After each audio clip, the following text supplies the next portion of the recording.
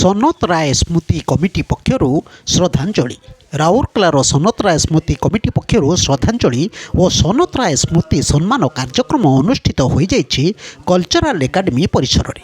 Committee ପକ୍ଷରୁ ସାହିତ୍ୟ ସମାରୋହ ଓ ପ୍ରଗତିଶୀଳ କାବ୍ୟ ସନ୍ଧ୍ୟାରେ ସମ୍ପାଦକ ଆର୍ ତତ୍ରାଣ ମହାପାତ୍ରଙ୍କ ଆବାହକତ୍ୱ ଓ ପଶୁପତିନାଥ ଚାଟାର୍ଜୀଙ୍କ ଅଧ୍ୟକ୍ଷତାରେ ଅନୁଷ୍ଠିତ ହୋଇଯାଇଛି ଏହି କାର୍ଯ୍ୟକ୍ରମ।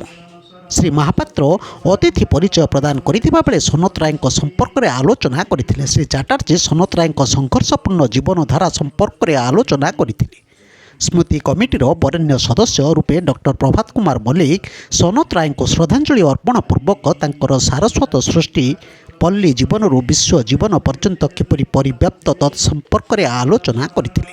ମୁଖ୍ୟ ଆଲୋଚିକା ମୋନାଲିସା ମିଶ୍ର ସନତ ରାୟଙ୍କ କାବ୍ୟ କୃତିରେ ସମାଜର ନିମ୍ନ ସ୍ତରର ମଣିଷଠାରୁ ଶାସନତନ୍ତ୍ରର ବିଧି ବ୍ୟବସ୍ଥା ପର୍ଯ୍ୟନ୍ତ ପ୍ରତିଟି କ୍ଷେତ୍ରରେ ତାଙ୍କ ସ୍ୱରକୁ କିପରି ନିର୍ଭୀକ ଭାବରେ ଉତ୍ତୋଳନ କରିଥିଲେ ସେ ସମ୍ପର୍କରେ ସେ ଆଲୋଚନା କରିଥିଲେ। ମୁଖ୍ୟ ଅତିଥି ଗଗନ ବିହାରୀ ଧଳ ସନତ ରାୟଙ୍କ କାବ୍ୟ ଜୀବନର ପ୍ରାରମ୍ଭ ଠାରୁ ଶେଷ ନିଶ୍ୱାସ ଯାଏଁ ଜୀବନ କାହାଣୀର ସ୍ମୃତି ଚିତ୍ର ଅଙ୍କନ କରିଥିଲେ। ଏହି ଅବକାଶରେ ଓଡ଼ିଶାର ଲବ୍ଧ ପ୍ରତିଷ୍ଠିତ କବି ଅଙ୍ଗୁରବାଳା ପରିଡ଼ାଙ୍କୁ ସନତ ରାୟ ସ୍ମୃତି ସମ୍ମାନରେ ସମ୍ବର୍ଦ୍ଧିତ କରାଯାଇଥିଲା।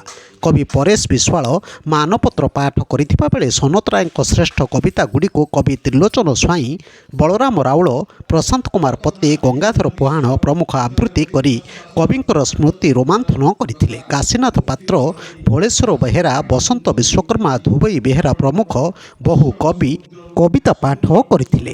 ସହରର ଲବ୍ଧ ପ୍ରତିଷ୍ଠିତ କବି ଡକ୍ଟର କୃପାସିନ୍ଧୁ ନାୟକ, କାଶୀନାଥ ନନ୍ଦୀ, ସଞ୍ଜୀବ କୁମାର ଭୋଇ, କୁଞ୍ଜ ବିହାରୀ ରାଉତ, ଶ୍ରୀଧର ସୁନା, ଗଗନ ବିହାରୀ ନାୟକ, ଅକ୍ଷୟ ସାମଲ, ଭଗବାନ ପରିଡ଼ା, ଡକ୍ଟର ନଗେନ ଦାସ, ଦେବସ୍ମିତା ମହାନ୍ତି, ସ୍ୱର୍ଣ୍ଣଲତା ରାୟ, ମନୋରମା ସାହୁ, ସୁକାନ୍ତି ତ୍ରିପାଠୀ, ବିଭୁ ନାୟକ, ମୀନାକ୍ଷୀ ପାଢ଼ୀ, ପ୍ରବୀର କୁମାର ଦୁବେ, କେଦାର ପ୍ରଧାନ, ପ୍ରଫୁଲ୍ଲ କୁମାର ସାମଲ, କେଦାରନାଥ ଗିରି, ବାସୁଦେବ ସାହୁ ପ୍ରମୁଖ ଉପସ୍ଥିତ ଥିଲେ।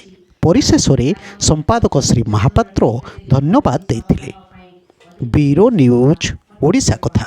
ଓଡ଼ିଶା କଥା ୟୁଟ୍ୟୁବ୍ ଚ୍ୟାନେଲଟିକୁ ଆପଣମାନେ ଦେଖୁଛନ୍ତି, ମତାମତ ଦିଅନ୍ତୁ, ଲାଇକ୍ କରନ୍ତୁ, ସବସ୍କ୍ରାଇବ୍ କରନ୍ତୁ ଓ ସେୟାର ମଧ୍ୟ କରନ୍ତୁ।